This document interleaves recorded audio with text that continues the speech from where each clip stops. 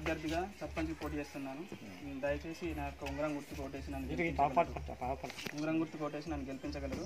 గెలిపించాక ఇక్కడ ఏ అభివృద్ధి అనేది ఎట్లుండాలంటే అట్లా నేను చేసి చూపెడతాను. దీవించండి, ఆశీర్వదించండి. మీరు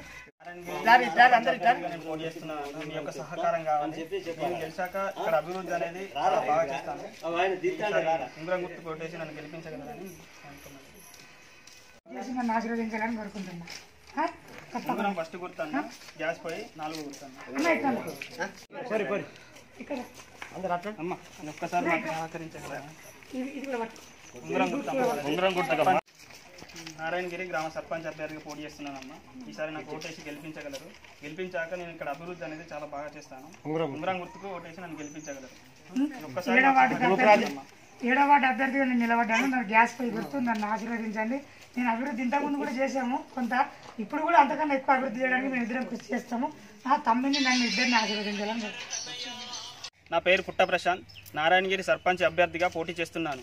నా యొక్క గుర్తు ఉంగరం గుర్తు. నేను గెలిచాక నారాయణగిరిలో అభివృద్ధి చేసి చూపిస్తాను. మనకి ఇక్కడ చెరువులో నీళ్లు లేవు. మనకు పక్కనే ధర్మసాగర్ చెరువు ఉంది, పెద్ద చెరువు, రిజర్వాయర్ ఉంది. కానీ ఇక్కడికి నీళ్లు రావడం లేదు. ఫస్ట్ నేను రైతులు చాలా ఇబ్బంది పడుతున్నారు. ఆ నీళ్లు మనకు అన్ని కుంటలకు, చెరువులకు వచ్చేలా చేస్తాను.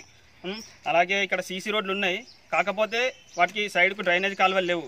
చాలా నీళ్లు స్ట్రక్ అయిపోతున్నాయి. వాటి వల్ల దోమలు వస్తున్నాయి. చాలా మందికి అనారోగ్యంతో గురవుతున్నారు. తర్వాత అది చేపిస్తాను.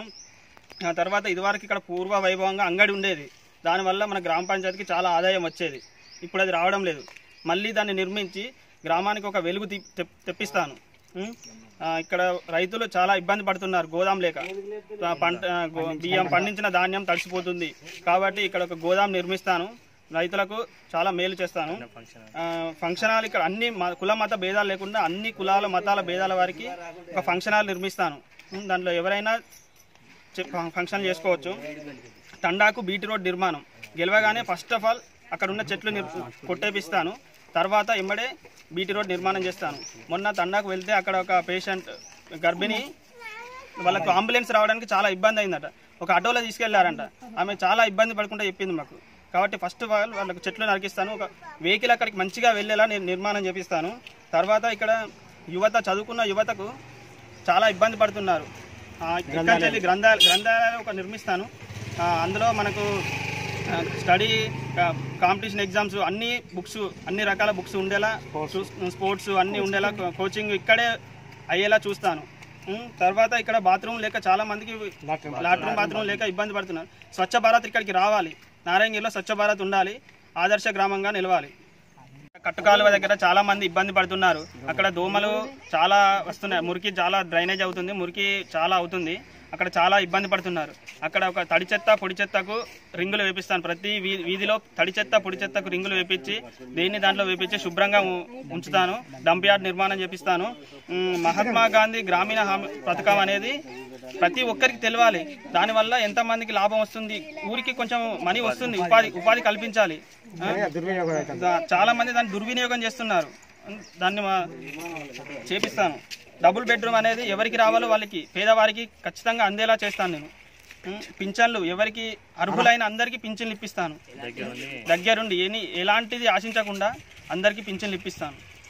ముదిరాజు కాలనీలో చాలా మంది నీళ్లు లేక ఇబ్బంది పడుతున్నారు.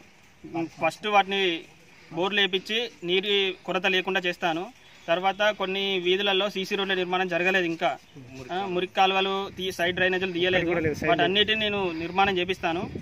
ఇక్కడ గ్రామంలోని అన్ని టెంపుల్స్కి నా వంతు కృషి నేను చేపిస్తాను.